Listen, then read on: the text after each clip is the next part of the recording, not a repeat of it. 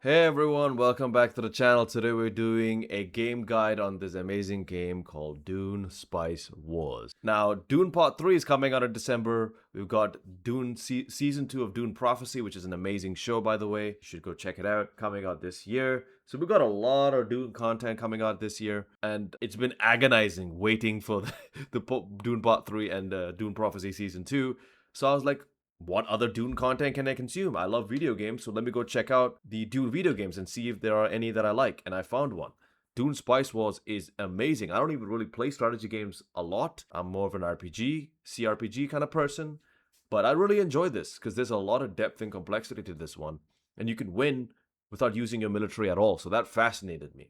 So let's get into it. Okay, so the faction we're going to be playing, because there are multiple factions. There's 1, 2, 3, 4, 5, 6, 7 factions in this game. Really, really good. A lot of variety here. The faction we're going to be playing is House Corrino. So for those of you who don't know anything about House Corrino, they are the rulers of the galaxy, and multiple of these characters show up in the movies. For example, the main leader is Shaddam 4. Shaddam 4, I don't know how to say it. Shaddam 4. He's played by Christopher Walken in the movies, and Princess Irulan is played by Florence Pugh in the movies. And I think Gaius Helen Mohim is also in the movies, if I'm not mistaken. I could be wrong about her, but I know Princess Irulan and Shaddam 4 are definitely in there. So they are an important faction. They are the rulers of this galaxy. So I was like, I like being in charge, so I want to play this faction first. So each faction has bonuses, both good and bad bonuses, and special things they unlock at certain levels of hegemony. Hegemony is something you gain through buildings, through conquering villages, through special Landsraad resolutions, but we're going to get into all of that. So villages have a +1 building slot. Villages, you can build buildings that benefit your military, that benefit your economy, that benefit you politically. So you get an extra building, that's nice. You can use Imperial Edict on Landsraad resolutions to switch their scope. The Landsraad is basically a meeting of all the houses, and they pass political resolutions that affect everything. So, for example, they can pass in the game, they can pass a resolution that reduces everyone's economic upkeep by 50%. So, like the upkeep of buildings, the upkeep of military units, right? All reduced by 50%. That can apply to all factions or to only the elected faction, the faction that is chosen by that faction that gets the most amount of votes. And don't forget, there's also something called minor houses, which are not part of the big noble houses, the big 6 noble houses. They're just minor noble houses. They also get to vote, so that adds an element of randomness that I really like with the resolution. So you're not guaranteed to win one. You're not guaranteed to get one that benefits you. So what an Imperial Edict can do is that it switches the resolution scope from a single faction or to every faction, or in reverse, from every faction to a single faction. So this really allows you to shape the Landsraad and use it as a weapon against your enemies, and as armor, protect you from your enemies. It's really, really good. A Landsraad resolution can be more deadly than any army. And this faction is so good at politics, very good at politics, which is why I loved it. I love playing this because I didn't even have to use the military. I could plan out how to use the Landsraad resolutions against my enemies. It was so cool. So what Imperial Edict allows you to do is switch it. Every faction to one faction, or one faction to every faction. Very useful. Canceling a truce. Now, a truce is basically a truce. We all know what that means. You and that faction are not fighting. Y'all could even be trading if you wanted to. If you can trade money, you can trade political points or intelligence, whatever you want, you can trade. Now, canceling a truce with House Corrino costs 100% influence. Now, influence is something you can get through, again, buildings, through spies, through certain actions, through certain Landsraad resolutions as well. You can definitely get those influence through that. Influence can be spent to strengthen your votes for the Landsraad resolutions. Everyone gets votes. I think it really depends on your faction and how much favor you have with the Landsraad. But influence can be used to increase the power of your vote. So let's say you only have 100 votes and you have 50 influence. You can use 50 influence to make your total votes 150. You can add that on top of your 100 votes and make it 150. So influence is very useful. So for people to cancel a truce with you, there's a big penalty to their influence, which weakens them politically. As you can see, Corrino's very good politically and economically. I mean, politically is number one, but economically they are not bad at all. So with authority represents a faction's leadership and reach over the regions of Arrakis. It is used to control villages. Now, that's how you control villages. You can beat up the village defenders, but you can't take the village unless you have enough authority.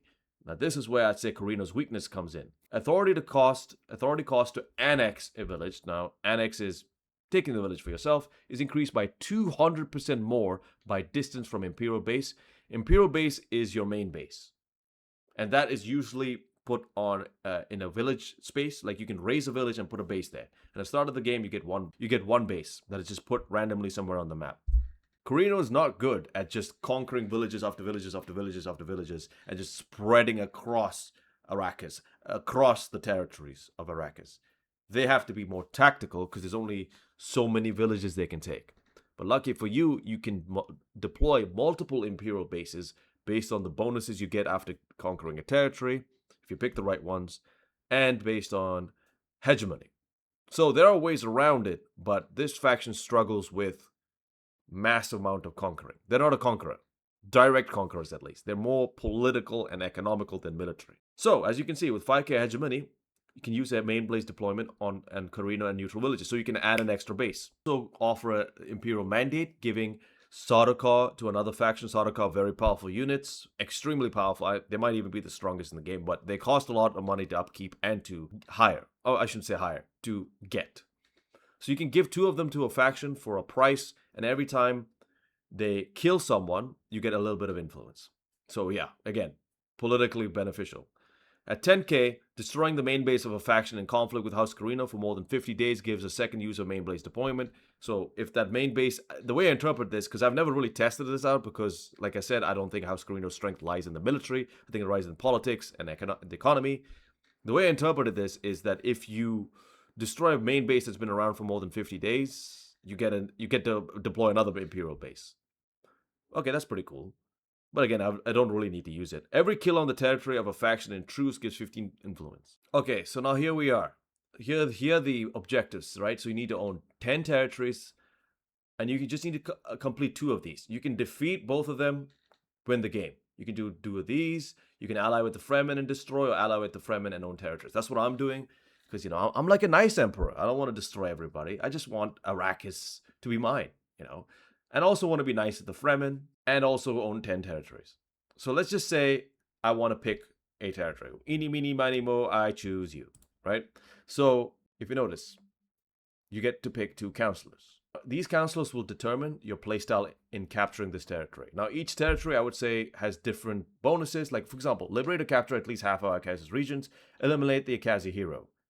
Kind of favoring a military playstyle, right?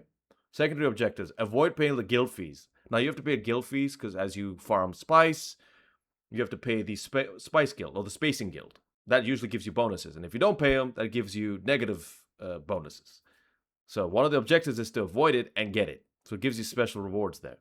Gain 3 development assets. Development assets are basically these little bonuses that you have here.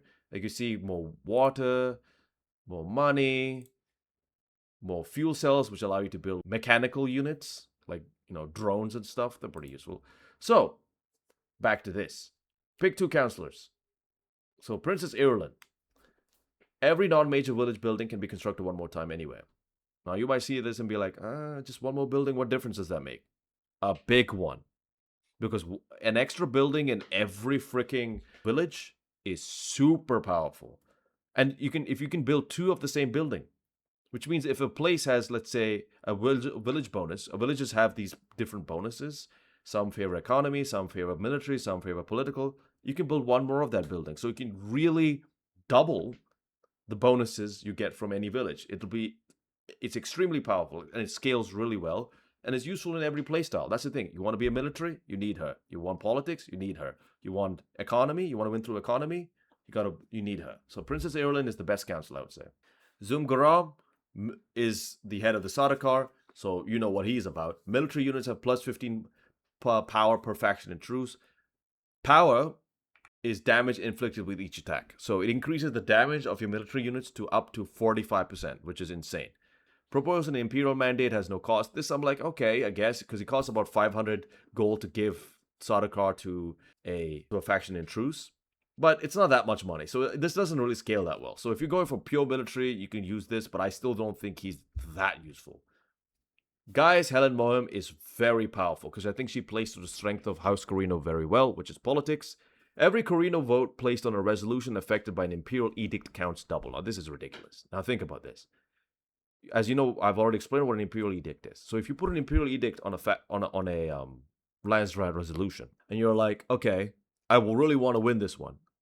You put the imperial edict. You put 50 votes in. Everybody else puts 50 votes in. But guess what? You still win by double. Why? Because those 50 votes you put in are actually 100 thanks to Gaius Helen Moyam. Thanks to her, it's doubled whenever you put an imperial edict. Next thing she does is support to increase charter priority counts double. Charter priorities are basically bonuses you can get. So if you win a charter, let's say you become, it's an elected position, you get a bonus of some sort, whether political, economical, military, it depends on the charter. So it requires about 50 votes. And again, support to increase charter priority counts double. So if you put 25 of those votes in, you get 50. And now, boom. It's going to be part of one of the Landstrat resolutions in the next Landstrat. It's awesome. So she gives you massive political power. That's why I believe her and Princess Erlin are the best. Now, this Hamzir Fenring guy is like your best friend, I think. Can investigate discoveries quickly everywhere, no matter how many agents are on Arrakis information. Discoveries are random little things you can explore, and you get bonuses. You might find intel, or you might find influence, you might get money, you might get extra units, you know what I'm saying? So he helps you if you don't have any agents on Arrakis information. So the thing with it is that in order to do it, you need to assign agents, which are your spies, to a particular field called Arrakis information. And it's pretty slow until you get to about 2 to 3 agents. This guy allows you to skip all that and just do it no matter what. So it's pretty good, I would say, but like I said, I don't think discoveries are important enough to dedicate one counselor to that. Resolving any discovery that progresses agent recruitment by 1 day. So agents take time to get recruited. So if you get him to investigate things for you, that recruitment gets reduced by 1 day. But as I said, I don't think it's worth an entire council seat, right? Because you only get to pick 2. And I don't think it's worth it. So I would recommend taking Princess Irulan and Gaius Helen Moyam every time, because they just make you so much more powerful, especially politically. And Landstrat resolutions, used correctly, can be more deadly than any army. So whenever you win a territory, you get bonuses, right? So like you can choose one bonus. Start every mission with 2 developments at the expansion level, 10% authority production, plus 1 power to every military units. So these are all rewards you get whenever you get a territory. And of course, it's different for each territory. For example, if I go here to Haga Basin, I was in Minor Erg. Now I'm at the Haga Basin. You get 10 plus 10% Landstrat standing gains, 2 plus 2 power per agent, plus 10% Solari from pillaging a village. So before you take a territory, just look at it, see what bonuses you want. I prefer bonuses that allow you to get extra levels in the research trees. They call it the development trees in this game. I will be showing you that in a little bit, what that looks like. Okay, so there are secondary objectives as well. 3 development assets, already talked about what those are. Pressure regresses by 5%. So pressure is this thing, okay? You're not alone on Arrakis. The other great houses are going to do everything in their power to prevent you from rising to dominance. After every mission for each territory under control, pressure progresses by 3%. So this is something you have to watch out for. Like, for example, if you get to mounting pressure, increased chances of getting attacked. So what that means is that one of the territories you own will be attacked, and then you have to defend it. And defending usually is harder because you only get access to 2 imperial bases, and then you have to quickly build up your defenses, and then they will attack you. So it's harder, in my opinion, than taking a territory. Also, it delays you, because instead of taking a territory or allying with the Fremen, whatever, or destroying one of these houses, you have to spend time defending yourself. And by the time you get here, it just keeps happening and happening and happening. So this game incentivizes you to keep an eye on the pressure and to make sure it regresses rather than progresses. So what the secondary objective allows you to do is that it makes pressure regress by 5%, because after every territory, it goes up by 3%. So this pressure, if you do it often enough, you should be able to keep your pressure near 0. So because it's already kind of building here, I like to keep it like at 0. So I'm going to pick here, right? And I also really like the reward that you get for getting this territory, which is the expansion development. I love that. Start every mission with 2 developments for the second expansion level. So now let's talk about the research tree. Let's get to it. Research trees will only unlock once you capture your first village. Right now we're in the beginning of the game, so we don't have any village. But thanks to our ornithopter, who's doing recon, and you can set them to do auto recon, which I have, so they're just gonna keep wandering around finding stuff. They found a nice village with a spice field, which allows for the construction of a refinery in the local village to produce some spice. So we'll also do a little spice tutorial along with this. So now, because this territory gives us a head start by giving us a bunch of military units and a hero unit. Every faction gets a hero unit, which is like a special unit that is stronger than regular units, but gives you, special powers. So now we're going to send them to attack the village. Every village has a few militia defending it, but with the amount of people we have, and because I've allied with the Fremen, so they give me nice units like the Ferikin and the Infiltrators and Warriors, we're good. See, we're going to wreck them now. And I got hired 2 mercenaries as well. Now we're going to capture this village. Pretty fast, I love it. And remember, we're quite close to the Imperial base. So the closer you are to it, right, the less authority it costs to get the village. See, look at it. It says 48 authority. Distance from main base, 18, it adds. Owned villages, 10. Village itself is 20. 20 base authority. More villages you own, the more authority it costs to take another village, and the further it is from your main base, the more it costs. And remember, one of our faction debuffs is that cost is increased by 200% compared to other factions. I've got an agent, gonna assign them to Arrakis, like I mentioned before, and now I'm gonna find a Sietch. Sietches are very useful. I'll explain what those are once we find one. Okay, so we've captured the village. Now we can go to the research tree. And thanks to my bonuses that I've earned by capturing other territories, I have these first 2 trees already unlocked. I have the first skill in every tree, first development in every tree unlocked already. So, knowledge is the resource that is used to develop technologies and upgrades. The more knowledge you have, the faster this will develop. And also certain buildings in your main base here, which will be unlocked at 2,500 hegemony, which shouldn't take too long. We'll capture a bunch of villages and we'll get that. So, like I said, focus on economy, focus on statecraft. So first one I would say is spying logistic. 200% agent recruitment speed unlocks the intelligence agency building in the Imperial base. So they go for that. Then I would say modular parts, because it gives you a crew and a harvesters. Harvesters are what you use to get spice. Again, we'll show you all this. Let's build a refinery. And of course, the militia slots are empty because you just killed all of them. So what you want to do is, because they cost manpower, heavy militia, ranged demolition. Now, if you don't have enough manpower for heavy, because heavy costs 4 times, like, let's see, I'll show you. See, it costs 25, this costs 10. Oh wait, why did I say 4 times? It costs 15 more manpower points. So if you're low on manpower, just go for militia. But if you're not, heavy is the best, much stronger version. So while we're waiting for the refinery to get built and for the research to get done, let's talk about trading diplomacy. So right now I'm in conflict with House Corrino.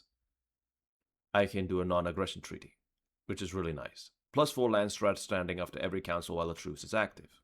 So if I'm not ready to fight right now, because the objective is to liberate or capture at least half of House Corrino's regions and eliminate the Kazi hero, I should also avoid paying guild fees. Unfortunately, I'm definitely going to be paying guild fees right now. So what I should do is set it to 0. See? Now there's 0 spice being added. All of it is going here. I'm selling the spice rather than stockpiling it and selling it and giving it to the Spacing Guild. So that's the optional, which is what you should always try to get the optional objective done. But right now I'm not really ready to fight, I would say. So I'll propose a truce. But remember, now it's done. Usually truces cost about a good chunk of your influence, like 40 to 50, maybe even 60, depending on your faction and the buildings and the things you've unlocked here, right? See, proposing a non-aggression pact has no cost if a truce is active. Because I have an active truce with the Fremen, that didn't cost anything. Like I said, that's the advantage of having a faction bonus that unlocks the first development in every tree. Okay, so now we've got a harvester. Put a crew in there. But there's two modes. Greed mode, because remember, harvesters create a lot of disturbances, so that will attract sandworms. So in greed mode, recall the harvest at the last second at the risk of losing it to a sandworm, plus 100% spice gathering rate when sandworms roam by. Safe mode, recall the harvest at the first sign of a sandworm, cannot be eaten by sandworms barring sabotage. We can always get more spice. We're not leaving any men for that monster. An ornithopter must assist this harvester to allow it for safe mode. So right now, I don't have an ornithopter, but I can pull one of them, turn auto recon mode off, right click here, and you'll see this little sign comes up here. It says escorted by an ornithopter. It's like a magnifying glass. So then you switch it to safe mode, you click deploy. And now your harvest is safe. I would suggest greed mode if you want to give spice to the Spacing Guild and you don't have enough spice, and you won't be able to get enough spice no matter how much you slide it up here, right? Because now you're giving all your spice to the Spacing Guild. So I have more than enough, obviously. And I don't want to because of the optional objective. But if you do, and you don't have enough spice, switch to greed mode. It's riskier, but hey, when you have no options, you have to take risks. But it's better not to, I'd say in general. Okay, so now the point of interest has been investigated. Let's find a siege. Now you say siege detected, click it. Oh, it's all the way over here. So what we can do with sieges is that, see, now its relation level is -3, which means sieges will raid you, so they'll send people to attack your villages, which is why it's important to have militia in there, right? So what you can do is you can trade with them, trade 4 water for 4 spice production. Water is the resource that they're looking for, right? So this is why it's good to have high water, because you can trade with many sieges. So once you get to 100, you got to send an agent as an emissary to ally with the siege and benefit from its alliance bonus, which is down here. All faction village productions are increased by 10%. So this is really, really nice, because that means every production, whatever resource that your village produces, is increased by 10%. And this applies to all villages, so it scales extremely well. So very lucky to find this as my first siege. Some sieges don't really benefit you because all of them have different, alliance benefits. Some benefit spies, some benefit the military, some benefit the economy, blah, blah, whatever, right? Some give you extra knowledge, influence, intel. So it really depends on your playstyle. And so there's definitely a luck component. So if you find the siege that doesn't benefit you, I wouldn't suggest trading with them. You can trade with them to reduce raids if those raids are bothering you, but they really shouldn't be. So yes. And to ally with them, you must own the region. So make sure that you capture the village here before another faction like the Fremen, or in this case, the Fremen or House Kaz captures that. Because then they will be able to ally with them and you won't be able to. But like I said, this is the weakness of House Corrino. If the siege is far, it costs a lot of authority to get here, right? To capture it. And I don't think we do have it right now. We're 110, but this probably is like a 200 one. So yeah, good luck with that. And getting back to operations, different operations require different levels of these information things, like Spacing Guild, Landstrat, CHOAM, Arrakis. I already talked about it. So example, if I want to do a supply drop, which gives me supplies in the desert, when I'm outside my territory, I need level 1 in Spacing Guild. So I need to get an agent, put them here, get this to level 1. That's why agents' recruiting speed is very good. Now that I've captured 3 villages, as you can tell, all very close to the Imperial base, I have unlocked 2.5k hegemony, and now I can start building buildings in my Imperial base. Now every faction has a main base building. For House Corrino, it is called the Imperial base. So, as you can see, there are bonuses under economy, military, and statecraft. Now, which bonus you unlock is based on how many buildings you build. So for statecraft, complete a district with 1 statecraft buildings to gain this. Complete a district with 2 statecraft buildings to gain this. Complete a district with 3 statecraft buildings to gain this. Same thing with military and economy. So, here's the trick. So for every building type, economy, military, statecraft, there's only 5 buildings. So you can never get all 3 bonuses in one Imperial base. So you have to be very tactical, you understand what I'm saying? So, because right now, focusing on what? What do I want to focus on? Do I want to focus on statecraft? Do I want to focus on economy, survival training, which is military development? There's nothing for expansion. Expansion never gets any bonuses from things like this. So expansion is a tree that is very powerful, but doesn't get any research bonuses. So keep that in mind if you're looking for something. Right now, though, I feel like I want to build up my economy, right? That's what I want to do. So if I want to build up my economy, what will I do? I'll build one of these buildings. To unlock these buildings, you need to do more research, obviously. Do I want administrative hall or water? Right now, my water is very good. So I want to get more authority production. Like I said, authority is how you get villages. And 3 Solari production in villages. So any village that's producing Solari, which is the gold in this game, gets a little 3 bonus. That's nice. So let's build that. So I will get this bonus once this building is built. Reduce the cost of economy developments by 15%. Now this will allow me to develop the economy tree faster. So as you can see, it takes about a few days to research. But now those days have been reduced because I've got this building in the right slot. I've completed a district with 1 building, and that building being economy. So now I should focus on economy. Now sometimes in the land strat, you will get resolutions that if passed, will also reduce the cost of research development by like 50%. So if you combine, for example, if you get one for statecraft, then yeah, you want to switch to statecraft. So always keep in mind where the research bonuses are. So now we're at the end of the video. The only thing I want to talk about is these faction bonuses that you get as you conquer territories. You unlock these things, right, as you progress through the game. So one of the faction bonuses that I would suggest you take are things that are like this. Can deploy 1 more Imperial base, so you can deploy 3 in total. Really useful, so you can unlock all the bonuses for all the research trees, except the expansion tree. But the 3 of the 4 ones, you can unlock all the bonuses thanks to these Imperial bases, 3 of them. So that's really good. So if your game goes long enough, you'll be super duper powerful. Another one is Imperial Giganticism. I don't know if I said that right. Every faction gains 30% resource production. You're like, why would I want something that benefits other factions, the factions that I'm fighting against? Well, that's because House Corrino receives 10% of every other faction's Solari production, which means the better they do, the better you do. I love that one. And it's really helped. That's why you make so much money through this faction. So they think they're beating you. In fact, they're helping you. I love that. So yeah, this is the last one. Profitable delegation. Gain 20 Solari for each vote cast on another faction doing Landstrat Council. So the Landstrat Council can be used to make money now, which is really, really awesome. Great. If you need some CHOAM stocks. Oh, I haven't talked about CHOAM. So we're going to talk about that before I end this video. There's so many things in this game. It was inevitable that I would forget something. That's the one I forgot. CHOAM. So we'll talk about that. So let's say you need money and there's a Landstrat Council going to happen tomorrow or within 1 day, 2 days, or even right now it's happening. You can use that to make money. So if there's a negative Landstrat resolution, you can make sure that it affects only the elected faction and you vote for that faction. Boom. You get a lot of money. So each vote, so let's say you do 100 votes, you get 2,000 Solari. Damn! So you just got 2,000 Solari of just 100 votes. Now you can keep increasing that and get a lot of money. So this is, again, very good. So it makes you very strong economically, and it gives you a reward for damaging another faction.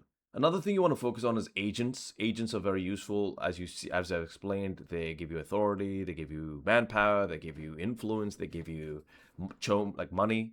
So I took 3 of these spying initiative ones. So it's like plus 150 agent recruitment speed and 6 max agents, so pretty good. I don't think you need more than 3. Another one is Iron Umbrella. Imperial bases get 20% more power and range, which is good. More range is better, which means that you can conquer more villages, and also 20% more power. So they're stronger. They can hit harder. Start every mission with the first 3 development of each tree. Head Start is my favorite one because it gives you a huge head start when it comes to your developments. Makes you very powerful from the start. So no faction can really ragdoll you. Steamroll you from the start. Worthy diplomats plus 10% influence production. Influence is always great because, like I said, the Landstrat politics is House Corrino's strength.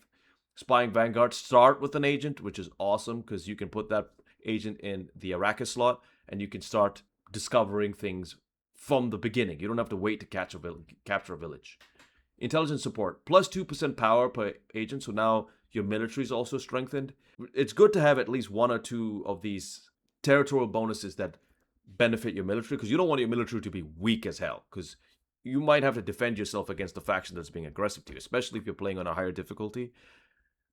Then yes, you do need this. You will need it. So make sure you have at least one or two of these territory bonuses that benefit your military. So, but it benefits your military through your agents, which is great. Because again, like I said, you're going to be focusing on agents and economy, statecraft and economy. 2 power per agent, awesome. Gain 5% of every other faction salary upkeep. So, like I said, we already got this one, right? It gives you 10%. So now with this, we get 15% of every other faction salary upkeep. So we're making lots of money. Propaganda network plus 10% authority production. This is good because if you want to capture a far-off village where there's a Fremen siege and you want to ally with them, this will help you get that. But that will always be hard for House Corrino. Military development. Start every mission with 2 developments from the second military level. This isn't necessary, but it was the best territory bonus out of all the 3 territory bonuses that were available in that territory that I captured, so that's why I picked it. But again, having research, development, territory bonuses are always good. Okay, so now let's talk about CHOAM. So CHOAM doesn't open up immediately. As you can see, it'll open up in 2 days. And now let's get to that. So it gives you some time to develop, to get some money before you're going to, so that you can buy the stocks. Especially with the bonuses we have, it's crazy. Look how much money we're making. Spice sold, a lot of money because, again, trying to avoid this, but look how much Imperial Gigantism gives us. Just 2 factions, mind you, in the beginning of the game, plus 46 Solari. Damn! And do be aware that statecraft buildings and Imperial building, like military buildings, cost a lot of upkeep compared to, like this is 20, this is like 20, this is like 4. Plasticrete, which is this, you needed to build stuff, 20. See, this has no upkeep. So keep an eye on the upkeep, right? 10. This is 10 with 1 authority. This is 16. So always make sure you have enough Solari upkeep to, fund your buildings, to upkeep them. CHOAM market is open, woo! Buy. Now we start off with a nice amount of CHOAM. I think that is a territory bonus. I mean, I've got so many bonuses at this point, I can't keep track of all of them. I think it is. So as you can see, it's basically a stock market. Nothing too complicated. Once you get 10% of the CHOAMs, allows the training of mercenaries, plus 2 influence production. That's nice. CHOAM board member, when you get 30% of it, plus 15% military power, plus 200 max influence. So you'll be able to get a lot of influence, and you'll be able to dominate the land stretch. So CHOAM is, I think, very good. So always try to get 30%. You can win if the faction goal is just to win the territory, but it's not like a specific one like this one. It's just win.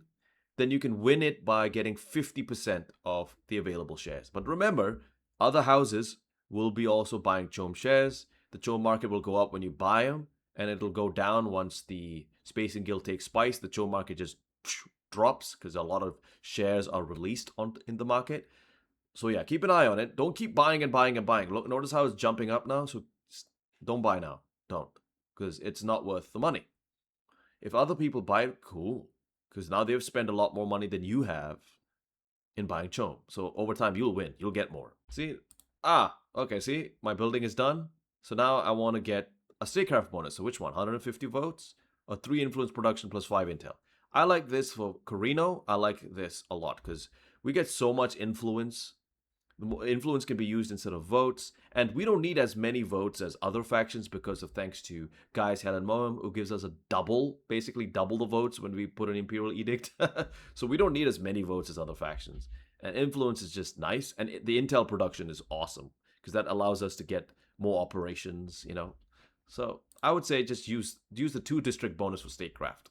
And if you're going for 3, you can go for economy. That's what I would say. So a nice one is intelligence agency, plus 2 additional operation costs, plus 200% agent recruitment speed. So we have a total of 400% agent recruitment speed, I think.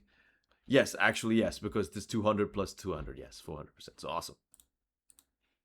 All right, everyone, that was it. I think I've explained everything. I might have missed something. Oops, sandworm. See? This is safe. Great.